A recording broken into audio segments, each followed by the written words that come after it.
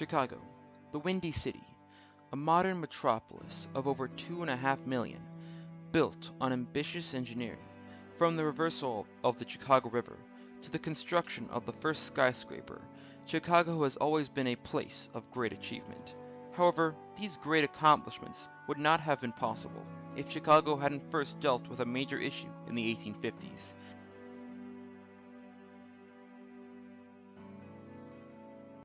Chicago was first started by Jean DuSable in the 1780s, who built a farm near the mouth of the Chicago River.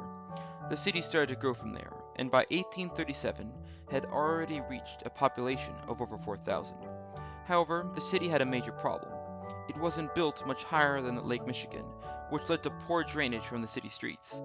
A lack of proper drainage and a capable sewer system led to many problems in the city, including 6 consecutive epidemics of typhoid fever and dysentery that ended with an outbreak of cholera that alone killed 6% of the Chicago's population in 1854.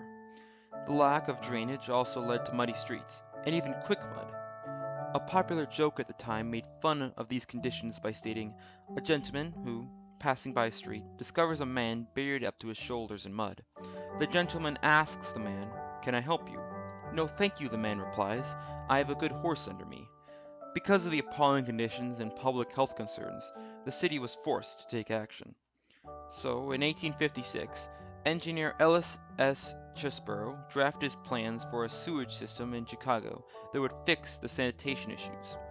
Chesbrough, because of his water distribution system in Boston, was appointed engineer of the newly created Board of Sewerage Commissioners.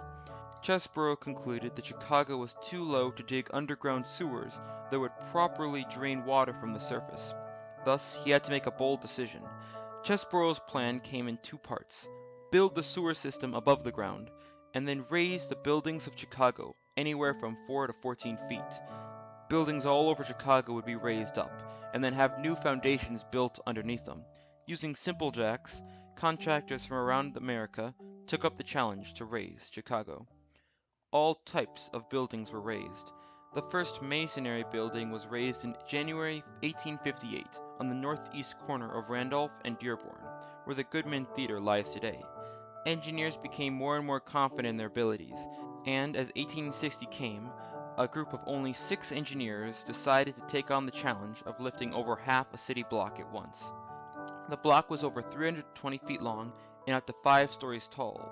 Located near Lake Street, it took up almost an entire acre and, including its sidewalks, weighed over 35,000 tons. These buildings were raised over 4 feet 8 inches and took 600 men using over 6,000 jack screws. These shops didn't close during this process, and it was very common for people to come and go even as the floor beneath them was being raised. In fact, the Tremont House Hotel was even raised while still retaining guests. This 6-story high, acre-large luxury hotel was raised 6 feet by over 500 men operating 10 jack screws each. Several people of interest, including a U.S. senator, stayed obliviously in the hotel. One guest noted that the front steps seemed to be getting steeper every day. One of the most impressive feats conducted during the raising of Chicago was the raising of the Robbins Building, a 5-story building made of iron, 150 feet long and 80 feet wide, that, including furniture, clothing, etc., weighed an estimated 27,000 tons. What made the raising of this building impressive was that it was such a large load over a relatively small area.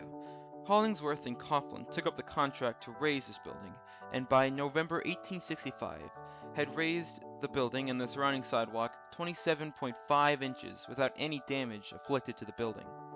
Although many buildings were raised, other cheaper steps were often taken. For many older wooden buildings, instead of raising them to the new street grade, many owners preferred to sit them on rollers, and then move them to either the outskirts of the city or to the suburbs by way of City Street. This became such a common occurrence that it was considered nothing but common traffic. Businesses in these buildings remained open even as they were actively moving, requiring shoppers to climb into a moving front door. Some building owners, instead of raising their buildings or moving them, simply made their second floor into their first floor, and converted their original first floor into a basement. Then, in 1871, disaster struck. The Great Chicago Fire destroyed nearly 3 square miles of the city and left over 100,000 people homeless.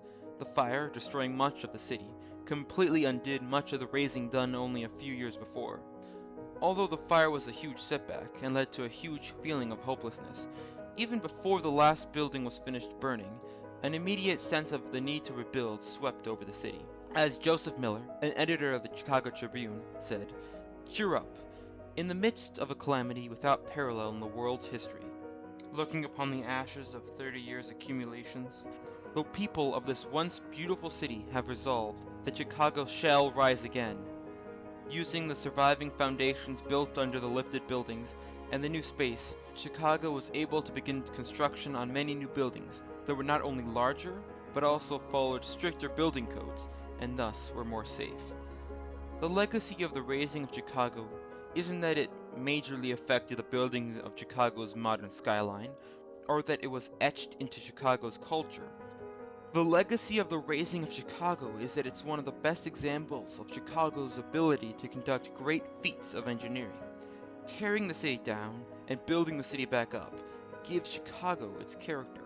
All in all, the raising of Chicago ultimately helped the city by providing a legacy of a can-do attitude, providing the city with its ability to survive and conquer anything. Nothing, noted an early historian, better illustrates the energy and determination with which the makers of Chicago set about a task when once they had made up their minds, than the speed and thoroughness with which they solved the problem of the city's drainage and sewage.